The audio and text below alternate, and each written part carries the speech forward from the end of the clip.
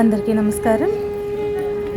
ఈరోజు కార్తీక మాసంలో శుక్రవారము, పౌర్ణమి, అలాగే కృతిక నక్షత్రం అన్నీ కలిసి వచ్చిన వేళ అండి. పాప జన్మ నక్షత్రం కూడా కృతికా నక్షత్రమే. మా పాప ఫస్ట్ కృష్ణాలయంకి వెళ్ళానండి. వెళ్ళిన తర్వాత అక్కడ 27 నక్షత్రాన్ని బట్టి 27 దీపాలు వెలిగించాలి అనుకున్నాను కృతికా నక్షత్రానికి. కృష్ణాలయంలో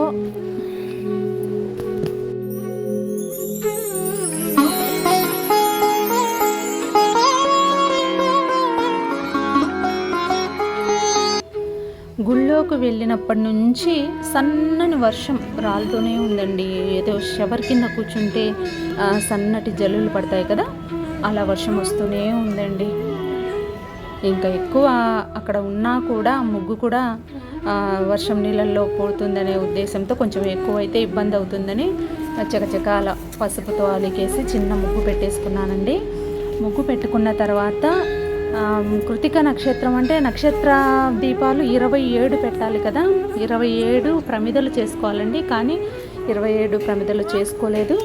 వర్షంకు అప్పటికే చిటచిటలాడుతున్నాయండి చినుకులు దీపాల మీద పడి.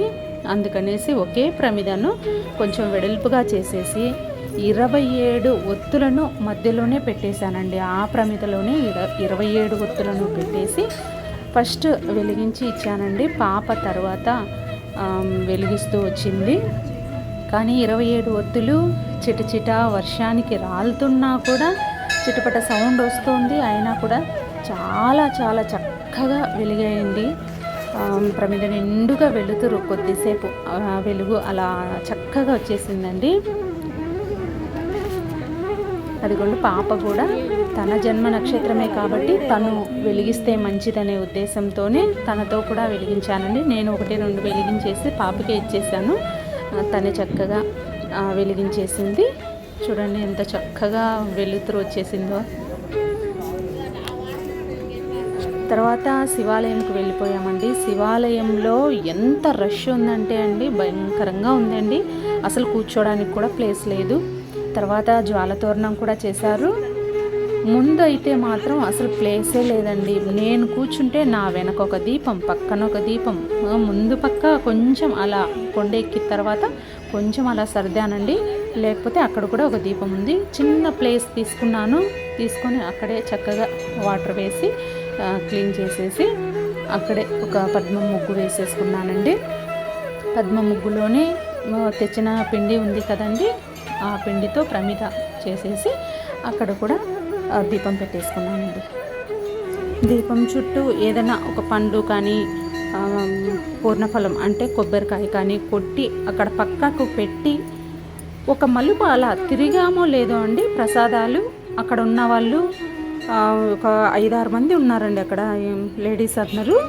వాళ్ళు వచ్చేసి మన దీపాన్ని కూడా పక్కకు అలా తోసేసి దక్షిణ, తాంబూలము, పండు, కొబ్బరి చిప్పలు అన్నీ తీసేసుకుంటున్నారండి. అసలు దీపం తిరిగి చూసి ప్రశాంతంగా దీపం వైపు చూడడానికి కూడా లేదండి. అంత తొందరగా తీసేస్తున్నారు. మనం లేవడం ఆలస్యం, మన దీపాన్ని తోసేస్తున్నారు. అందులో ఉంటే అన్నీ మొత్తం ఏరేస్తున్నారండి. నాకైతే చాలా బాధగా అనిపించింది. కొబ్బరికాయ కూడా అక్కడ కొట్టలేదండి అసలు. దీపం వరకే వెలిగించేసి కొన్ని 2 రేగి పండ్లు అలా పెట్టేసి, గంగిరేగి పండ్లు అంటారు కదా, అవి 2 పెట్టేసి పూజ అయితే పూర్తి చేసేసుకున్నానండి. స్వామి లింగాష్టకము, అలాగే స్వామి స్తోత్రాలు ఉంటే శివుడి స్తోత్రాలు కొన్ని చదువుకున్నాను. ఎదురుగా అనుకోకుండా కూర్చున్నా కూడా ఎదురుగా శివలింగం ఉందండి మాకు. ఆ శివలింగం చిన్న ఉపాలయాలు ఉంటాయి కదా గర్భగుడికి, ఇటు సైడ్ ఉపాలయాలు ఉన్నాయండి. గణపతి, సుబ్రహ్మణ్య స్వామి, శివుడు ఇలాగే అందరూ చాలామంది ఉన్నారు. అనుకోకుండా నేను కూర్చున్న ప్లేస్ ఎదురుగానే శివలింగం ఉందండి. అది కూడా చాలా సంతోషం అనిపించిందండి. ఓహో, తెలియక కూర్చున్నా కూడా స్వామికి అయితే ఎదురుగానే నేను దీపం పెట్టానా అని అనిపించింది. ఏదో నాకు వచ్చిన స్తోత్రాలు కొన్ని పాట పాడుకున్నానండి స్వామిది. మనసులో పాడుకున్నా కూడా పక్క ఆవిడ నాకైతే భలే షాక్ ఇచ్చేసిందండి. తను చూస్తే పూజ అంతా పూర్తి అయిపోయి కార్తీక దీపం సినిమాలో పాట పాడుతుందండి. ఆరణీకు మా ఈ దీపం అని గట్టిగానే పాడేస్తుంది. నేను షాక్ అయిపోయి ఇలా చూశానన్నమాట. కార్తీక దీపం అని ఎత్తుకుందండి. కొద్దిసేపు నవ్వుకున్నాను, కానీ దీపం గురించే పాడింది కాబట్టి కొంచెం ఇది అనిపించింది. కాకపోతే పూజ అయితే పూర్తి చేసేసుకుంది, వెళ్ళిపోయిందండి. శివాయ పరమేశ్వరాయ చంద్రశేఖరాయ నమః, భవాయ గుణసంభవాయ శివతాండవాయ నమః, రుద్రాయ నాట్యముద్రాయ వీరభద్రాయ నమః, ఈశాయ సర్వేశాయ నాగభూషణాయ నమః, శివాయ పరమేశ్వరాయ చంద్రశేఖరాయ నమః, భవాయ గుణసంభవాయ శివతాండవాయ నమః, తేజాయ దివ్యతేజాయ విశ్వభోజాయ నమః, యోగాయ యోగిశ్రేష్ఠాయ యోగదాయకాయ నమః, శివాయ పరమేశ్వరాయ చంద్రశేఖరాయ నమః, భవాయ గుణసంభవాయ శివతాండవాయ నమః, భవాయ గుణసంభవాయ శివతాండవాయ నమః. ఉన్నికృష్ణ గారు పాడారండి. చాలా చాలా నచ్చిన పాట అండి ఇది శివుడికి. తర్వాత ఒక పుస్తకం అయితే తీసుకెళ్ళానండి, భక్తి పాటలు ఉన్నవి, స్తోత్రాలు ఉన్నవి, లింగాష్టకం చదువుకున్నాను, శివతాండవం చదువుకున్నాను. అలాగే పాపతో కూడా నేను లింగాష్టకాన్ని చదివింపచేశానండి. తను కూడా చక్కగా చదువుతుందండి, తెలుగు కూడా బాగా చదువుతుంది, తప్పులు లేకుండా తనతో కూడా చదివించానండి.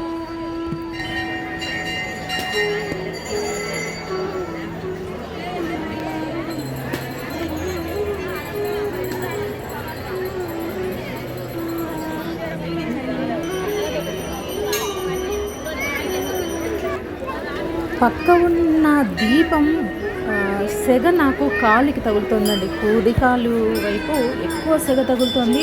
మా పాప దీపాన్ని కొంచెం తేనమ్మా అంటే అట్లా కదపకూడదమ్మా, ఒకరు చేసిన దీపాన్ని మనం తోయకూడదు అనేసి నేను అలా అడ్డం పెట్టుకొని ఉన్నానండి.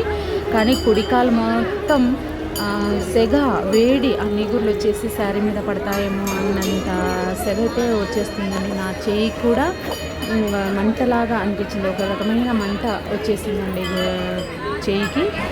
త్వరగా కొంచెం చదివేసుకొని పాపతో కూడా చదివించేసి లేచి దర్శనానికి వెళ్ళిపోయానండి.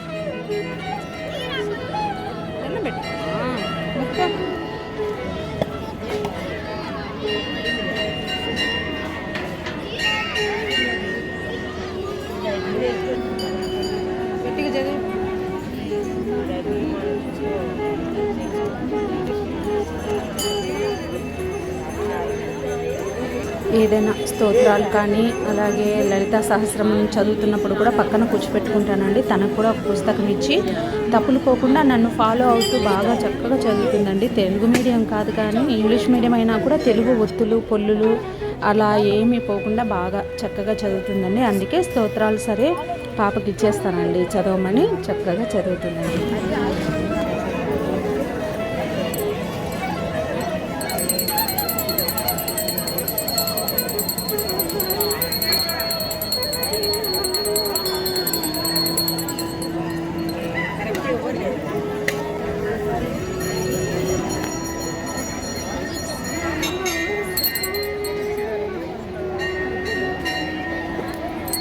అయిపోయిందమ్మా.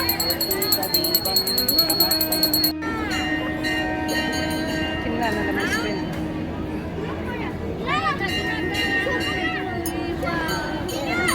సాయంత్రం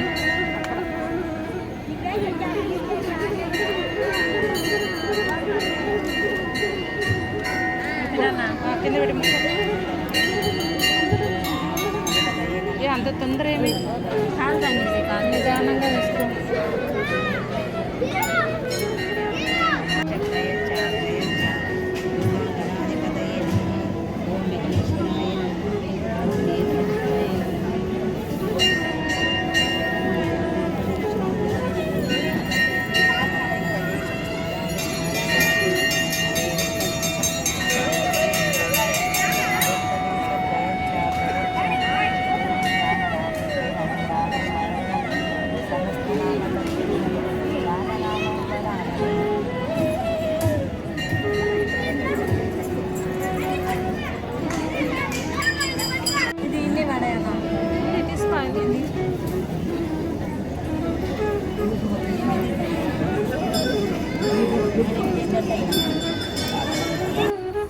గుళ్ళో చక్కగా పూజ చేసుకున్నానండి. కృష్ణాలయం, శివాలయం, శివకేశవులను ఇద్దరిని దీపాలతో అలంకరించుకొని పూజ అయితే చక్కగా చేసేసుకున్నాను.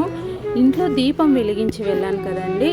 దీపానికి ఇలా పువ్వు వస్తే కనుక అదృష్టమో మంచిదనో ఏదో చెప్తారండి పెద్దవాళ్ళు. చాలాసేపు దీపం వెలిగి ఆ దీపంలో పువ్వు కనిపించిందంటే చాలా మంచిది అని నేనైతే విన్నానండి, ఖచ్చితంగా విన్నాను. కానీ ఆ దీపాన్ని చూస్తుంటే నాకైతే పువ్వు అనిపించడం లేదండి. నిజంగా బాగా చూడండి, నిజంగానే చెప్తున్నాను, నాకైతే బిల్వపత్రం లాగా అనిపించిందండి. చూడండి, 3 ఆకులతో ఒక దళం ఎంత బాగా కంటికి కనిపిస్తుందో చూడండి. నేను చాలాసేపు అలాగే చూస్తూ కూర్చుండిపోయానండి. దీపంలో నాకైతే ఆ పూజ నిదర్శనంగా నేను చేసుకున్న పూజకు ఆశీర్వాదం లభించినట్లు అనిపించిందండి ఈ బిల్వదళాన్ని చూసి.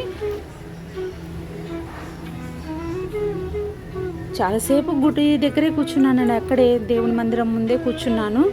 ఇటువైపు చూస్తే ఒక దీపం ఆల్రెడీ కొండెక్కింది, అటువైపు చూస్తే ఆయిల్ కూడా చాలా కొంచెమే ఉందండి, దీపం మాత్రం వెలుగుతూనే ఉందండి. ఆ వెలుగుతున్న దీపంలో నాకైతే పువ్వు కనిపించడం లేదు, కానీ ఇలా ఆకులతో ఉన్న బిల్వం అయితే నాకు కనిపించిందండి. నాకు చాలా చాలా సంతోషంగా ఉందండి.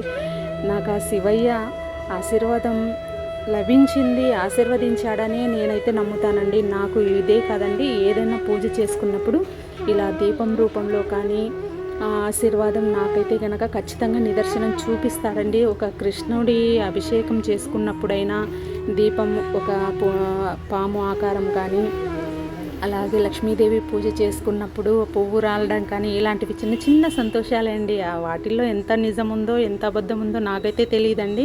నేనైతే ఖచ్చితంగా నమ్ముతానండి, నాకు ఆశీర్వాదం వచ్చిందనే నమ్ముతాను. ఈ శివయ్యకు ఇప్పుడే అక్కడ 365 ఒత్తులు నక్షత్ర దీపాలు పెట్టుకొని ఇంటికి వచ్చానండి. దీపంలో చూస్తే ఇలా అనిపించిందండి. నాకైతే పువ్వు అని అయితే అనిపించడం లేదు.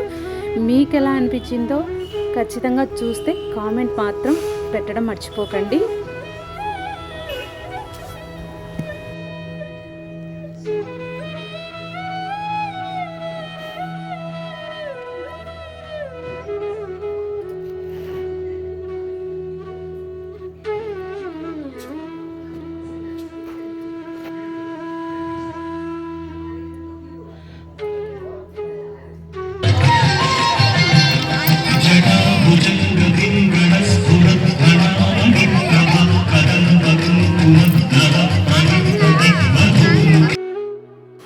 ఇలా చక్కగా శివాలయంలో జ్వాలతోరణం జరిగిందండి. పంచ కాల్చారు.